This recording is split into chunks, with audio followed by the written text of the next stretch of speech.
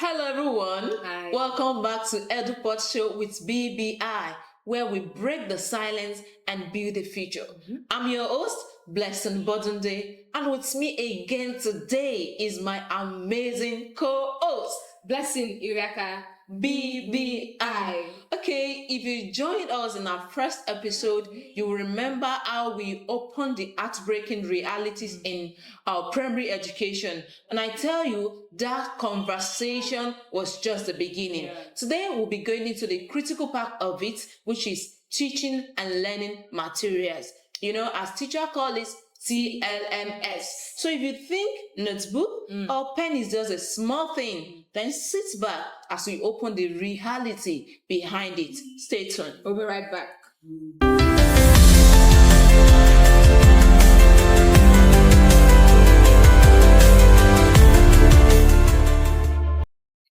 Welcome back. So let's talk about it. Blessing, when you hear the phrase teaching and learning materials, what's the first thing that comes to your mind? Because for me, I remembered while I was in school, I think our teacher and maybe one or two other pupils are the only textbook that we all share. And imagine, how do you expect a child to learn in that situation? Okay, yeah, thank you so much. The truth of the matter is that this particular topic is an important one. It's really important that we talk about this. I know most people watching might be like, this is a trivia topic. What is teaching and learning materials? Is there any child that goes to school without notebook or without textbook or without pen or pencil? But these are realities of some children in Nigeria, in Africa, and in other parts of the world. The truth of the matter is that when a child comes to school without a pen, a pencil, notebook, or textbook, there is no way they will flow or they can flow with the teacher. The teacher will be on another page. They will be on another page. There won't be any understanding or comprehension. So it will really be difficult for a child to flow without teaching and learning materials. Okay, Blessing, yes, that's not actually, it's not rare. It happens everywhere. Exactly. Okay, let me just share something personal. Okay. Back then while I was in school, I had a classmate which happens to be our head boy. Blessing, this boy was brilliant. Okay. He was a genius, but there was a sad story behind everything. Okay. This guy literally borrowed a sheet of paper to take notes every single day. A sheet of paper. You can't believe that, right? Like a sheet of paper. The parent can't afford a notebook. Are you serious? No. And this guy was, one thing that's like that was so special about him was he was just determined. At times people make jest of him. We do that, we make jest of him. But this boy every day, like he was so determined and collecting sheets of paper everywhere. So, this story of this boy actually made me know that behind the statistics are still real children with real dreams being cut off. Parents struggled to get pen, to get notebook for their children. Exactly. Even, what's it called now? Teachers, they are trying to improve the system to do everything so that these children will actually have a better life. Exactly. And one thing that amazed me is that we come and we bother why the learning in education is not improving. Why the learning outcome is so poor. Exactly. Imagine, Yeah. I think in Nigeria recently, the last JAM that was that they wrote in Nigeria, I think there was they came out with the publicity that there was mass failure in JAM, and we thought that was just it with JAM. That JAM even had to bring down their cut-off mark to universities and the rest of them. We thought that was it, and then we came to WAEC. They are telling us now that there is mass failure in WAEC. I don't know what NECO will come out to tell us in a few weeks that is this, and these are the things we're talking about. The truth of the matter, I think we visited one public school recently here in Imo State. We visited this school, and then the teachers were telling us some of their challenges, and they told us that one of their challenges as teachers is that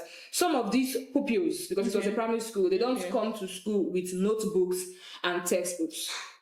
So when you force them to get these materials, do you know what their parents will do? Any child you flog or force to get these things, you won't see them in school anymore. Yes, their parents will pull them from school, because it's not as if they don't want their children to go to school, but they can't afford these things. So when you force them, they'll be like, oh yeah, you go to the farm, just help me, just go to the farm and then start farming or anything, or go and look for work and start doing, instead of worrying my life, you understand? And this teacher said that most times they use their own money to get this. Yes, they use their money. You don't mean it.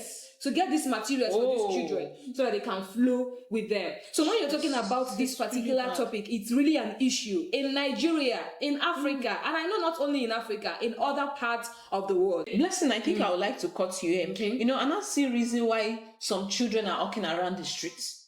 Why? Because these parents, since they can't afford these basic essential materials, they pull their children from school and they just tell them, go and sell for me, go to markets, go and do this, go to farm. Why? Because they can't afford all those things. And I think this is where I chip it in this program. There's a program currently we are running in C-Edu. Okay. It is called Back to School. Okay. So the aim of this project is actually to send out of school children back to school. Wow. You know, we notice this gap in education. You know, if you don't know, and for us listeners, I would like us to know that this teaching and learning materials is actually a critical gap in education. And if we are not careful, there may be crisis. There will not maybe, there will actually be crisis. Because this is the future. This is our future, these children. So this project is to send 500 children back to school. And I know with your help, we can go above that. Because, you know, there was a release of UNICEF that the rate of school children currently, I think we have about 10.5 million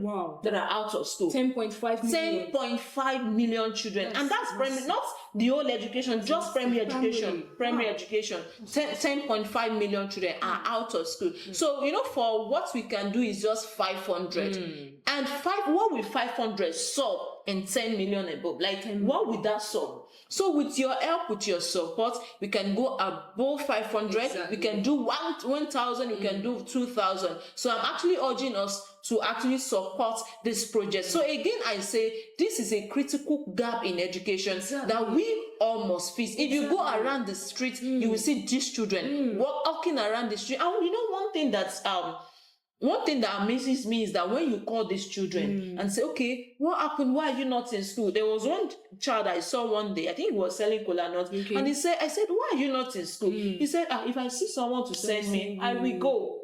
You know, I felt very, very bad. That they have the zeal.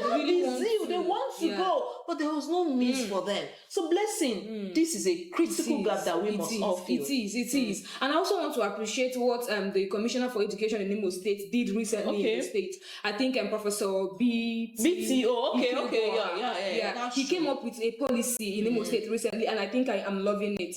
He said that primary schools in Imo State, both public and private, should be using a particular textbook for 4 years. A period of 4 years. That is actually a move, a brilliant direction, because this is nice. Because most times parents will have 4 children that are maybe, you know, they are not maybe 2 years older than each other or something like that, and they're supposed to be using the same textbooks. They're going to the same school, but the schools will make it mandatory that every term they're going to change their textbooks. And this can be difficult on parents when they buy for the first child, buy for the second child. If you reach the third child and they'll be like, we don't have the money again, but go and learn trading. We don't have the money, go and do trade or go and do handwork or something. I'm not saying it's wrong, but these are some of the challenges. Some of these children you're seeing on the street, it's not because they want to be on the street, but because their parents cannot afford these essential needs. Just like Blessing said, education is free in Nigeria and in some parts of the state and the country. But the problem now is they don't have access to the essential tools to be used in classrooms. You know, I want us to actually make this real. You know, for listeners, they may think, this is not, this is still not real, this is not something big. But I want us to know that this is a very big gap. So now think back. What was that one item? You know, for me, I had a friend, a classmate, and I told them just a sheet of paper. Sheet of paper. Notebook was the challenge of that particular. Thank you. And for some of us, maybe back then our own was school sandal. I think I have a story. Okay, thank you. I think I have an experience. I had an experience when I was in secondary school. So back then in secondary school, there was the time we were writing exam. I think it was English language exam. Okay. And then the teacher said that the exam will be with the English language textbook. So if you don't have the textbook, everybody go outside and go and kneel kneel down under the sun, kneel down under the sun for not having a textbook. And this was how we missed that particular exam. So think about it now.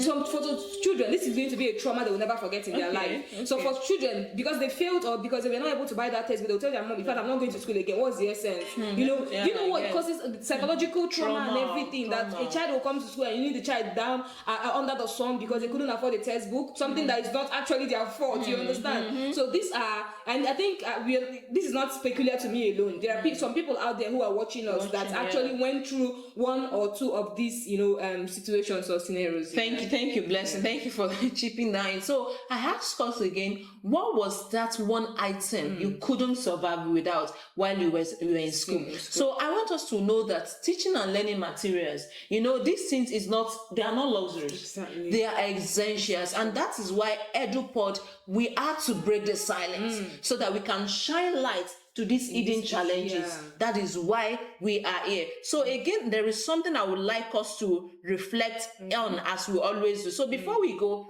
here is something to reflect on. If a single notebook or a pen could decide whether a child continues school or drop out, what role will you, listener, play in making sure that child stays in school? So again, listener, this is Edupod Show with BBI, where we break the silence and build the future. So I would love you to share our video, comment, and also share your story with us. Please be like. See you next time. Thank you so much. Bye.